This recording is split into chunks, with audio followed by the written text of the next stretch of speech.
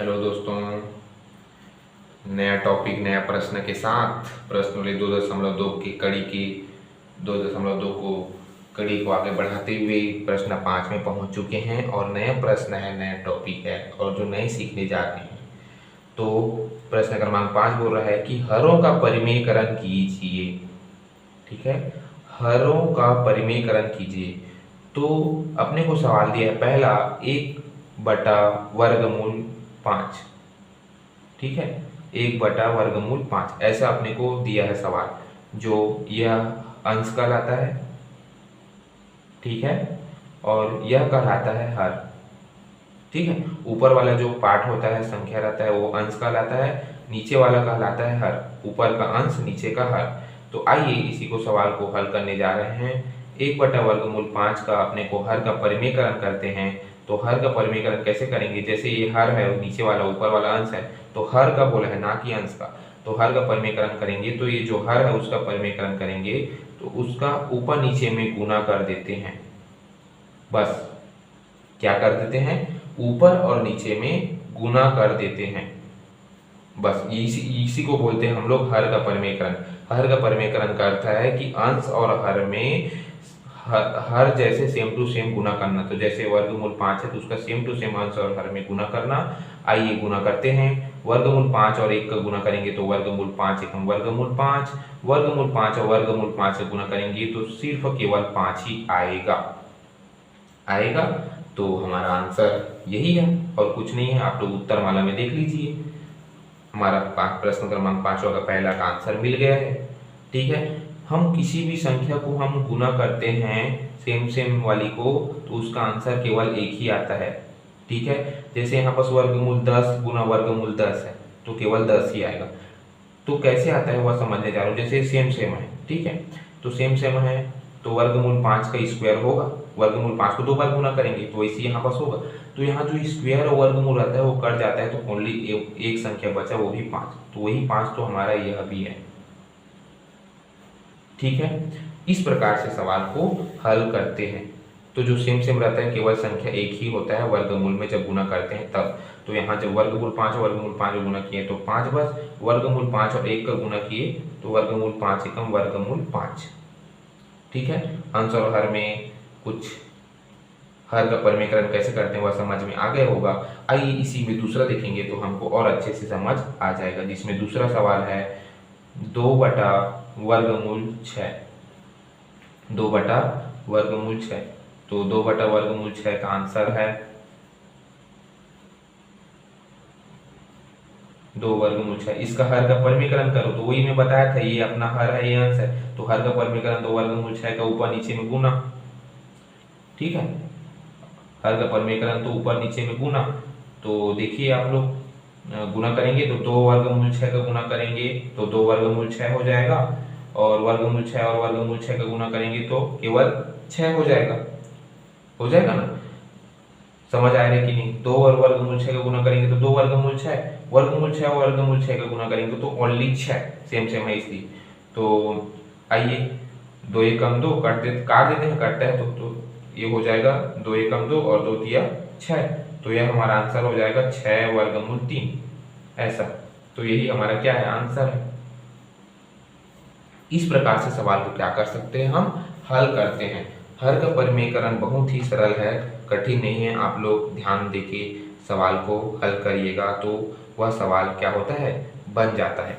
बस देखिए यहाँ पर हर का परिमेयकरण क्यों हो, वो अंश और हर में गुना किया हूँ, बन गया। सेम यहाँ पर भी हुआ है, ये हर है अपना, इसका ऊपर नीचे में गुना किया हूँ अंश हर में।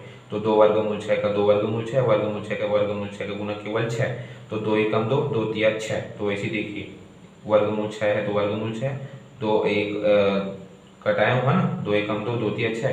तो वर्गमूल 6 का वर्गमूल 6, 1 है तो 1, 3 का नीचे में है हर में तो 3 को लिख दिया हूँ, कटाया हूँ इसलिए। या तो यह भी आंसर सही है। ठीक है, कटता है तो कटाइए, नहीं करता यहाँ बस नहीं कटा है तो वैसी कट रहा है तो 2 एकम 2, 2 तिया 6, तो वर्गमूल 6/3 हमारा आंसर। ठीक है, इस प्रकार से सवाल को हल करते हैं। एक बार पुनः देखना, हर का परिमेयकरण मतलब इसका अंश और हर में गुना करना, गुना करने के बाद जो आंसर है वही इसका आंसर है, ये देख लीजिए। ठीक है, यदि कट रहा है तो कटाइए, जैसे ये 2 एकम 2, 2 तिया 6 कट गया तो कटा दिया, नहीं तो यही हमारा आंसर हो जाएगा। ठीक है, समझ में आ गया? बस तो परिमेयकरण का अर्थ है अंश और हर में गुना करना और कुछ नहीं। ठीक है, इसमें तीसरा सवाल भी है, आप लोग वर्गमूल 3 का ऊपर नीचे में गुना करना, तो वह भी हमको मान प्राप्त हो जाएगा।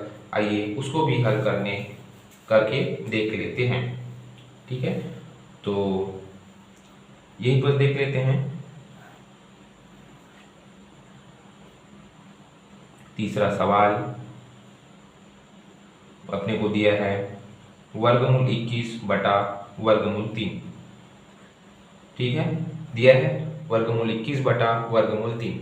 हर का परिमेयकरण, तो अंश और हर में हर का परिमेयकरण कर दीजिए।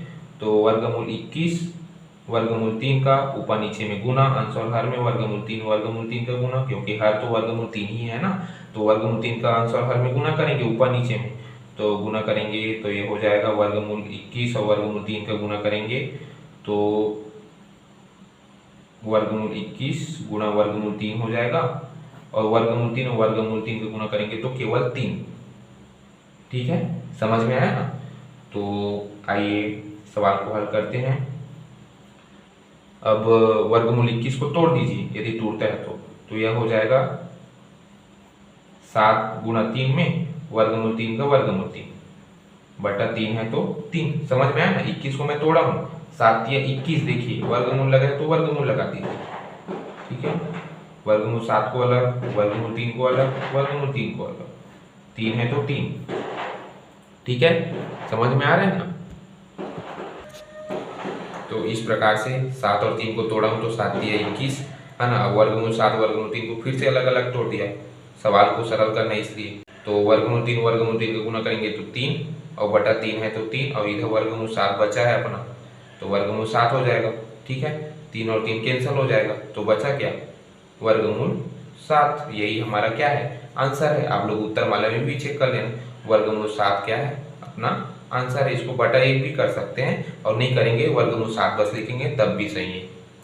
इस प्रकार से सवाल अपना हल होता है। कैसे हल होता है वह परिमेयकरण आप लोग को समझ में आ गया होगा। मैं एक ही पेज में तीनों सवाल को हल का परिमेयकरण कर दिया हूँ, ताकि आप लोग को अच्छा से समझ आ सके। ठीक है, आप लोग देख लीजिए पहला सवाल, ये भी यह दूसरा सवाल है ना, जिसमें हर का परिमेयकरण करके कैसे भाग दिए हैं। करता है तो कटाइए, नहीं करता है तो नहीं कटाना है। जैसे यहाँ नहीं कटा तो नहीं कटा, कट गया तो काट देना है। वर्गमूल 6 बटा 3 आया है। ठीक है, वैसे यहाँ देखिए तोड़ने वाला, तो जैसे वर्गमूल 21 का तोड़ा हूँ तो 7 या 21 आया, और वर्गमूल 7 वर्गमूल 3 को अलग, तो इसका गुना किए तो 3 बस आया, 3 है तो 3, तो 3 और 3 को कट गया तो कुछ नहीं बचा। क्या बचा? केवल वर्गमूल 7, तो वर्गमूल 7 हमारा क्या हो जाएगा? आंसर। नीचे में कुछ नहीं है तो 1 लगा दीजिए तो और अच्छा हो जाएगा, है ना। अंश और हर का हम परिमेयकरण कर ले, इसके ऊपर नीचे दोनों को लिखना चाहिए। तो इस प्रकार से सवाल को हम लोग क्या कर सकते हैं? हल कर सकते हैं। प्रश्न क्रमांक 6 है, यदि a और b दो परिमेय संख्या है तो निम्नलिखित समीकरण में a और b का मान ज्ञात कीजिए। तो आप लोग को दिख रहा है जैसे परिमेय संख्या है, ये अपना परिमेय संख्या है ना। तो इसका अपने को सवाल को हल करके ये जो a और b है उसका अपने को मान ज्ञात करना है। समझ में आया? ये जो दो परिमेय संख्या दिख रहा है अपने को a और b मान लीजिए, तो जो दिया है उसका a और यदि हम उसको हल करते जाएंगे ये सवाल को, तो अपने को a और b का मान पता करना है, यह सवाल बोल रहा है। तो आइए a और b का मान ज्ञात करते हैं। तो सबसे पहले ये जो सवाल दिया है उसका आप लोग को कर दीजिए हर का परिमेयकरण। ठीक है, आइए हल करते हैं। 6 धन वर्गमूल 3 बटा 6 ऋण वर्गमूल 3, इसका हम लोग करेंगे हर का परिमेयकरण। हर का परिमेयकरण, तो ये जो अपना हर है 6 ऋण वर्गमूल 3, इसका अपने को परिमेयकरण करना है। परिमेयकरण का अर्थ क्या होता है आप लोग को मैं बताया था। परिमेयकरण का अर्थ है कि अंश और हर में गुणा करना।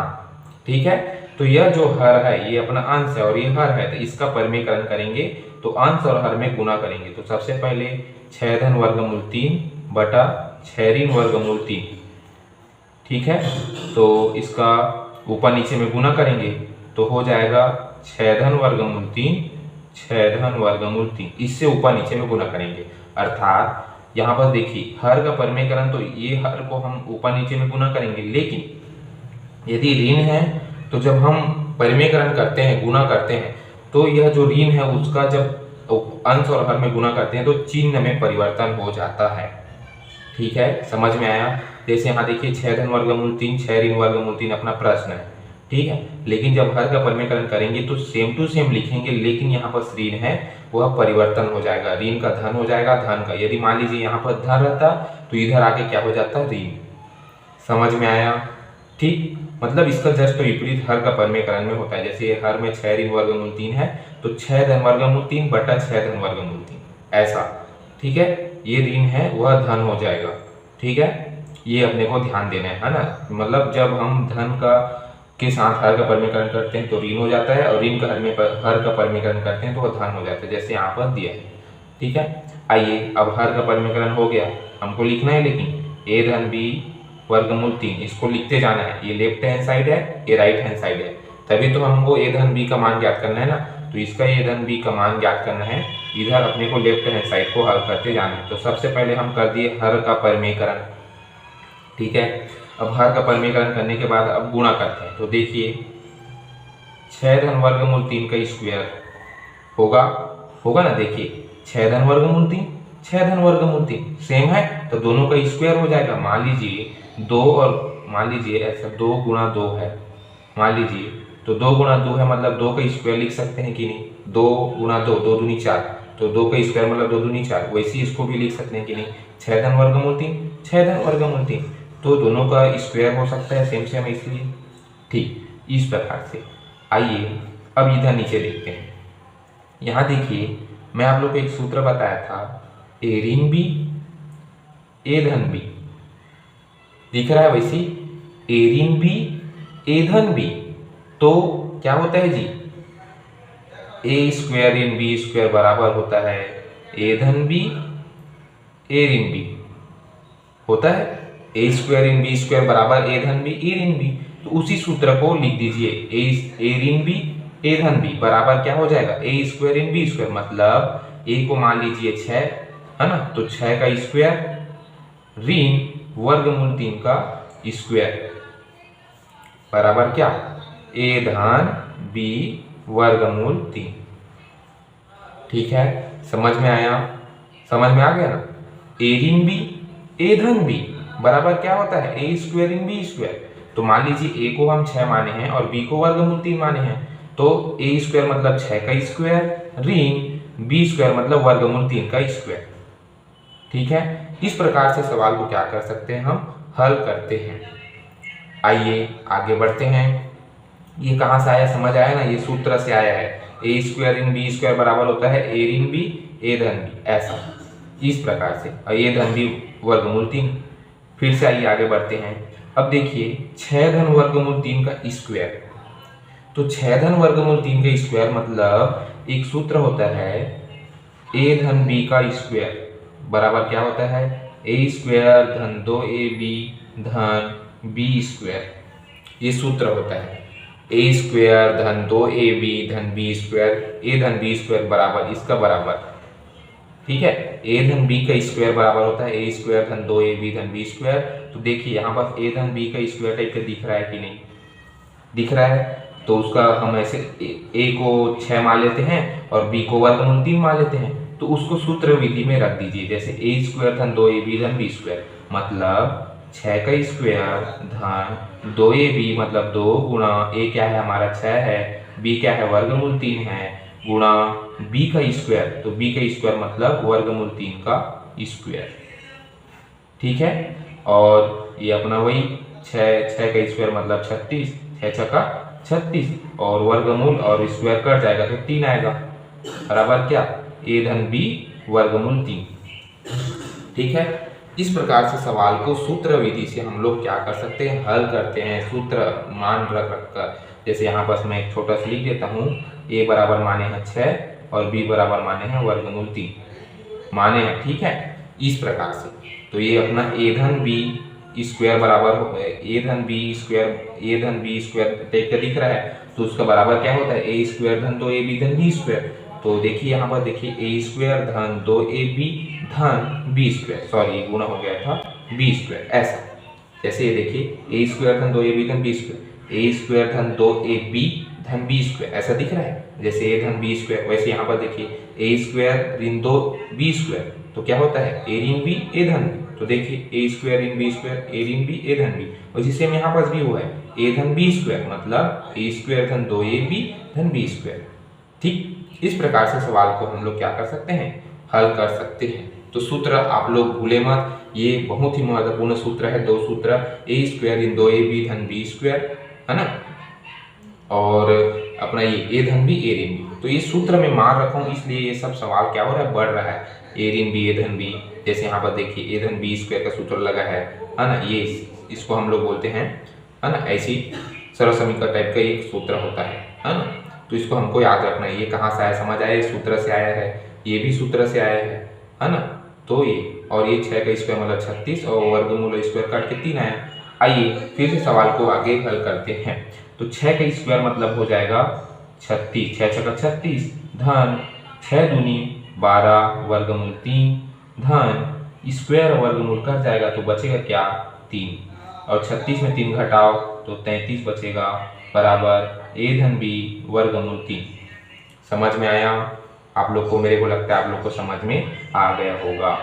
ठीक है, 6 का स्क्वायर 36, 6 दूनी 12 वर्गमूल 3 और वर्गमूल स्क्वायर कट के 3 आया, 36 में 3 घटाया 33 आया। ठीक है, आइए फिर से सवाल को आगे हल करते हैं। आइए अब 36 और 3 को जोड़ देते हैं तो क्या हो जाएगा 39 धन 12 वर्गमूल 3 बटा 33 बराबर क्या ए धन बी वर्गमूल 3। ठीक है, समझ में आ रहा है ना, 36 और 3 जुड़ेगा तो 39 हो जाएगा, धन है तो धन 12 वर्गमूल 3 बटा 33 का 33।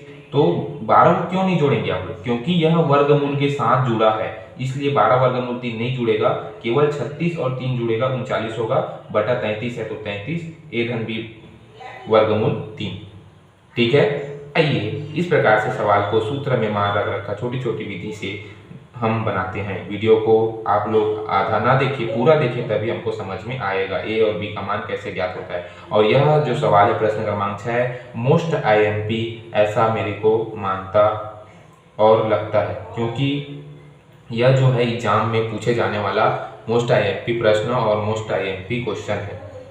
ठीक है, तो यह जो सवाल समझ गए तो आप लोग बाकी के जो 7वां 8वां है ऐसे उसको भी बना सकते हैं। तो आईएमपी है प्रश्न क्रमांक 6, आप लोग ध्यान से समझने का प्रयास करें और सूत्र कहाँ से आ रहा है, कैसे मान रख रहे हैं, उसको भी ध्यान देने का प्रयास करें। तो इस प्रकार अभी भी हमारा आंसर नहीं आया है, आइए और आगे हल करते हैं। तो 39 धन 12 वर्गमूल 3 बटा 33 बराबर ए धन बी वर्गमूल 3 आया, है ना।